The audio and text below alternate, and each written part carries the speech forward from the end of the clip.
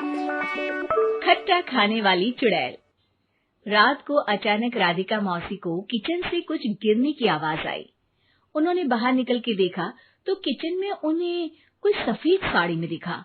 वो चीख पड़ी, हे भगवान, आलतू जलालतू आई भला को टालतू, आलतू जलालतू आई भला को टालतू। राधिका मौसी को चीखते सुनकर श्रवण बाहर आता है भागते हुए। अरे माँ, क्या हुआ?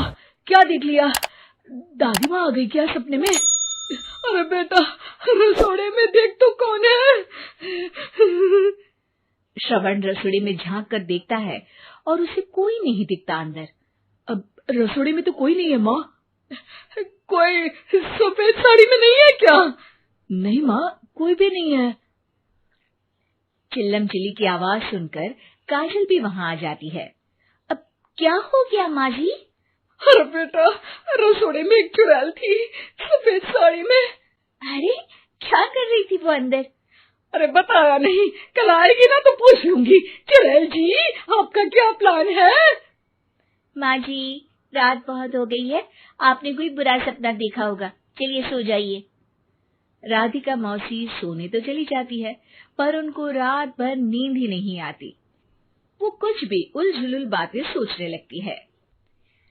कहीं चुड़ैल की वजह से तो घर में टेंशन नहीं हो रहा, कहीं उसी की वजह से तो वो दादी नहीं बन पा रही। सुबह जब राधिका मौसी रसोड़े में छानबीन करती है तो पाती है कि नींबू का अचार गायब है। चुड़ैल नींबू का अचार ले गई, मुझे तो ठीक नहीं लग रहा कुछ। चुड़ैल को भी पता है कि जिंदगी का असली मजा तो खट्टे में ही है। राधिका मौसी झट से श्रवण को फोन कर देती है। बेटा, मुझे समस्या समझ में आ गई है, हमें एक तांत्रिक की जरूरत है। अरे क्या बोल रही हो माँ, तांत्रिक की क्या जरूरत है? आप पूजा पाठ तो कर ही रही हो ना। आलतू जलालतू मंत्र सारे फालतू जैसे कुछ मंत्र पढ़ो, चली जाएगी अपने आप चुड़ैल। अरे नहीं बेटा, कभी चुड़ैल को कम नहीं समझते। अरे तुझे पता भी नहीं चलेगा कि कभी वो छल करके काजल की जगह घर की बहू खुद बन जाएगी। क्या माँ, कुछ भी बोल रही हो? कहाँ काजल और कहाँ चुड़ैल? वैसे एक बात बताओ, काजल को अगर गाने के लिए बोल देना तो चुड़ैल काजल की आवाज सुनकर घर तो क्या, धरती लोग छोड़कर चली जाएगी। तुम ना पढ़े लिखे बच्चे हर चीज को मजाक समझते हो। तुम रहने दो, मैं खुद ही तांत्रिक को बुला लेती हूँ। अच्छा सुन, शाम को इमली लेके आना। क्या है कि चटनी खाए बहुत दिन हो गए है ना? नहीं माँ, इमली तांत्रिक से ही मंगवा लो ना, आटा वगैरह भी उसी से पिसवा लेना। देखो मुझे काम करना है। श्रवण रात को कई तरह की सब्जियों के साथ माँ के कहने पे चटनी के लिए इमली भी ले आया था, लेकिन राधिका मौसी के दिमाग में अलग ही फिल्म चल रही थी।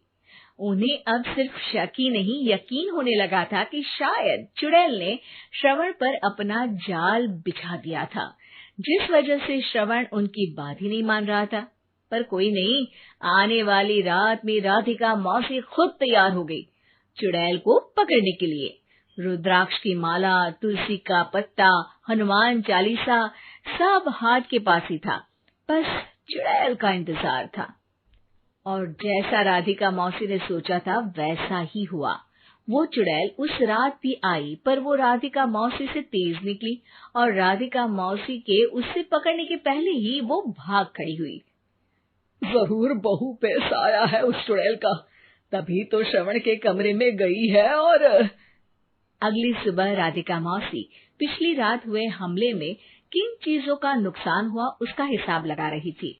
उनके खेमे से एक आम के अचार की शीशी भी गायब हो चुकी थी और वो इमली भी जो कल श्रवण लेकर आया था। राधिका मौसी इस बारे में सोच ही रही थी कि श्रवण जल्दी से रसोड़े में आकर दवाइयों की पोटली ढूंढने लगता है। अरे बेटा, क्या हो गया? अब माँ, वो काजल की तबीयत खराब है, बहुत घबराहट हो रही है उसे। हे भगवान, मैंने पहले ही कहा था कि तांत्रिक को बुला लेते हैं, पर नहीं। अब देखो, उस चुड़ैल ने काजल को अपने वश में करना शुरू भी कर दिया है। हालांकि श्रवण भूतों में विश्वास नहीं करता था, पर अब वो भी डर जाता है और राजी हो जाता है एक तांत्रिक को बुलाने के लिए। कुछ ही घंटों में तांत्रिक आ जाते हैं और राधिका मौसी तांत्रिक जी को सब बता देती हैं। घोर संकट, घनघोर संकट, चुड़ैल को मारू जोर चाकट, ओम भट स्वाहा खटखा के आहा। अरे ये क्या मंत्र है? मेरे खुद के ओरिजिनल मंत्र है, कल रात को ही लिखे हैं, अच्छे लगे तो दाद चाहूंगा। एक और मंत्र सुनो, अर्ज किया है आब्राकडाब्रा, दिल्ली बम्बई आगरा, चंदा मामा सोवरले सुरन मामू जारा। ये मंत्र है? अरे कोई 40 वालीसा पढ़ो ना। वक्त कम है, 40 नहीं पड़ेंगे, 20-25 में काम चलाना पड़ेगा।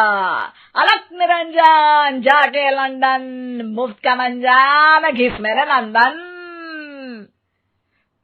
अरे जल्दी करो तांत्रिक जी, जल्दी करो। तांत्रिक अपने उल झलूल मंत्र पढ़ने लगता है। श्रवण को तांत्रिक पे शक होता है। वो अपने एक डॉक्टर दोस्त को कॉल कर देता है ताकि कोई अनहोनी हो तो इमरजेंसी में चीजें मैनेज हो जाए।